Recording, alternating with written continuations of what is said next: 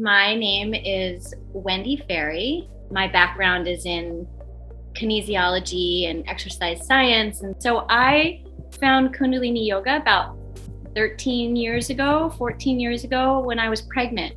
And so I went and studied the traditional Yogi Bhajan Kundalini. And over time, I kind of would go into it and out of it. And I was having all these problems really wrapping my head around so many of the different pieces of that whole, program. And then while I was in school, I was on Gaia and I found Gloria on there. And so I was like, oh, this is different, because I'm getting the same effect that I was finding and experiencing in those traditional classes. Like, I didn't have to worry about the beliefs and the dogma of it. I was kind of like, this is it. I actually emailed her and full on thought that somebody else would get back to me, and I did not expect her to call me on my phone.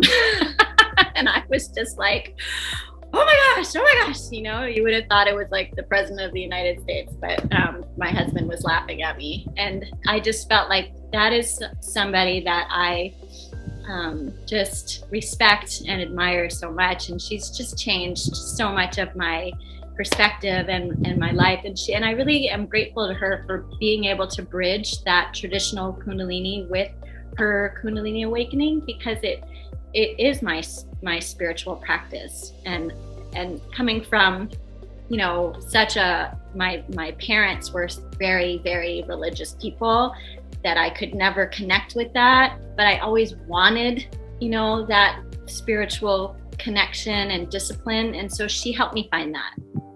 The one thing that I could say that maybe other people could relate to was that before COVID hit, it was a bit of a challenge for me to plan a whole trip to Greece, and leave the kids and leave the dad and the cost of it. And it was also like being able to give something to myself in that way, which I finally jumped off the diving board into the deep end and planned it, and then it got totally shelved anyways.